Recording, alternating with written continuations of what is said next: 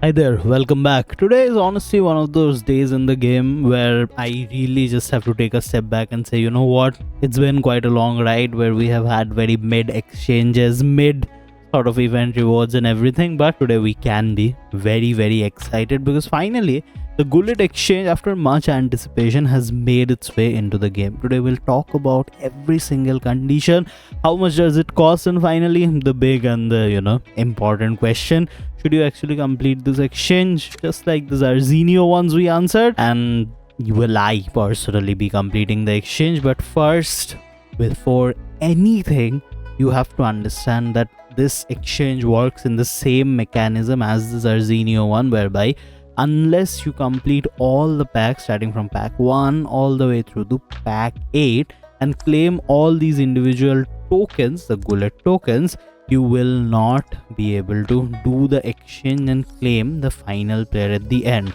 So you will only start doing this exchange if you want to claim this card and are able to complete all the 8 packs and not just any one pack. Now with that out of the way, let's start with the first pack, which requires 70 plus overall player 11. Now one thing I will say about most of these conditions as we make our way through is that in most of them you'll actually require fodders which you get throughout the course of playing the game. So you'll see the cost come down and eventually will reach a point where you could be completing this exchange by spending absolutely nothing. Same is the case for these 70 pluses. You get them for basically playing the events normally, but if you want to rush through it, if you want to buy them off of the market, average 70 plus overall card costs around 50k if you find the right ones. So a total of 550k for this first condition for the first pack. Moving on to the second one, this one requires 78 plus overall Eredivisie. I'll show you a few of the options on the screen. These are the cards you can get for quite cheap, actually around 60k, let's say. Apart from these though, you need 78 pluses. You get 4 of them from the market for around 55 to 58k, and 75 pluses a bit cheaper for them, but again I'd suggest wait. You'll get these as fodder as you play Toty and LNY and all the events. Again, if you were to start from scratch, this pack costs around 600k. So already 2 packs in, we have just spent around 1 million coins if you are not getting any of the fodders. Pack 3, however, you need 684 pluses, 583 pluses. What I will say about this is that you can kind of work around this pack in that you can actually complete these exchanges that we get every day, the 80 to 97s, by using silvers only. You can complete this untradeable one too if you have the fodder, and actually get these cards if you have completed these exchanges enough times and haven't sold off all your cards. In that way you can again complete this exchange for free, but if not, you'll have to spend around a rough 2.5 million if you were to get all these cards from the market. For me personally, most of these cards I've gotten from completing those daily bonus exchanges only, and thus we are putting them in here. Moving on to the next one though, this is the most interesting one so far.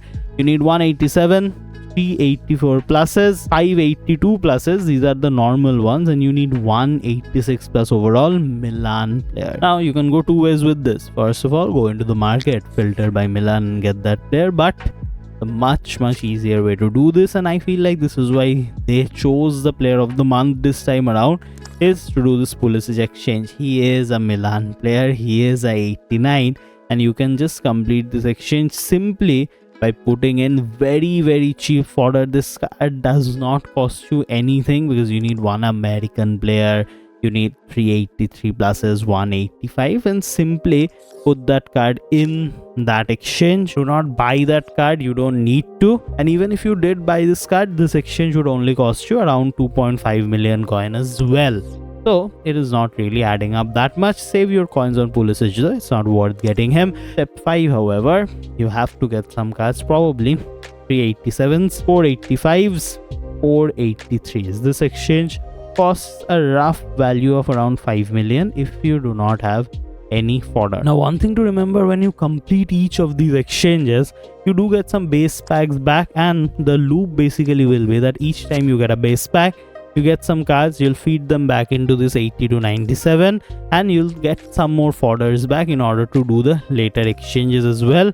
All these exchanges that are there in the Toty General tab are meant to be maximized, are meant to be used in order to fulfill that exchange. So just keep this in mind, that every single exchange that you have in these tabs are meant to be completed first, and then you go on to the Gullit exchange before you go to the market and actually buy off some of these cards. This exchange will become very important to this 80 to 97 2x, and also the 80 to 97 10x that has come through. We have a walkout with this, however. As long as it's some 83 84, you can put them right into the exchange just like that. So moving on to pack 6, this one again gets a bit more pricier because you need 188 plus overall Serie A player.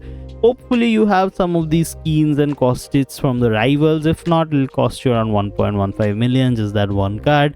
You need an 85 plus overall Dutch player. Hopefully you have Wijnaldum and Veerman from the winter wildcards that we completed. If not, Malen is one of those options that you'll have to get from the market. Bit pricey though, high demand, so it's kind of tough. 87s, 85 midfields again, and 83 plus overall players.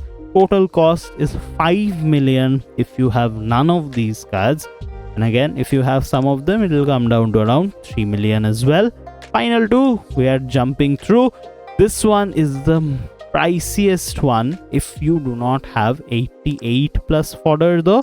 So again, look through the market, and I'll get to another trick in a minute where you can get 88s, but 88s do cost around 1 million each. So you're looking at a total cost of 4 million. Rest of these costs 2.4 million each, so a total of 8.8 million on this pack. And the final one, you need 291 pluses, 289s, 787s. What will you do here is that for the 91s and 92s, you'll again go back to player of the month. We have 191 and 192 here. So if you have the fodder, you can do these exchanges, circumvent the need of buying a 91, which costs around 4 to 5 million in this current market. So you can do that if you have the fodder. And if not, another thing that we will do, and again this goes for all of these packs, is now that we have to complete Team of the Year nominee path, look towards claiming these cards and using them in the exchange. So if you remember, in the final note for each of them, we did have to claim a 91 or a 92. So clearly if you have 3 paths and you have claimed 2 91s from here, you can just simply put them in, use them in the exchange, and that is your requirement sorted. See, Trent Alexander, and of course lastly Rafael Leao from Path C. 291s were completely free. They were geniuses when they actually designed this exchange. On the other hand, for 88s, you can claim them on these paths too. Once you have claimed the Mascherano though, do not claim these before you claim the Mascherano. That is still the more important claim to do, this universal rank up. You can follow them up with these Dante claims, these Grealish claims, Tchouameni here, and use them to fulfill the exchange. All in all, however, since we have covered all the conditions, if you had to spend coins to get every single conditions fodder, you would have to spend a total of 35 million to get this Gullit card. It will come down to around 5 to 10 million though, depending on how long you have been playing this game. But with that 35 million in mind, question becomes, what cards can we afford at that price range? So if you look at the market here, for that 30 million price tag, you can actually get someone like Milinkovic-Savic here and his blue rated version as well. Now the question really becomes that, do you want to take Milinkovic-Savic over this new Gullit card, and does that rank up really help? I think the answer is a bit surprising, to be honest. And when we jump back into renders to see the same thing, actually what you will see is that we have 3 cards here, and I have kept them on that 5 training level on purpose, just to show you that the ultimate potential of these cards is going to be way more as you are able to train them higher. But at base, Gullit ranked up to 5 is going to do way better than even base Gullit or Milinkovic-Savic here, very similar profiles, and the only way to change that is just to put them at higher training numbers. Now see, you cannot put Gullit, this exchange card, higher than 5 training because he is not ranked up, and you'll have to spend Mascherano's on this. But when you are buying Milinkovic Savic or Gullit directly from the market, the base versions, you can rank them up to 15 or 20, at which point of course 20 trained Gullit with a purple rank up is going to be the better card. There's no question about it, right? Training is very, very important. And even this purple rank 20 trained Gullit is a tiny bit better than the base version because it's at 93. So what I will say about this whole exchange is that if you are spending a little over 5-6 million, I would say this exchange is absolutely worth it, even if you do not rank this card up, because except for the fact that you cannot train them up, you are getting a great card in general and absolutely worth it to get this card over the 90 rated version, trained up version and all that, because you also get the overall. I cannot recommend this exchange enough. Honestly, this is the first untradeable exchange that I will recommend, even though the overall is on the lower side, but we can definitely work around it.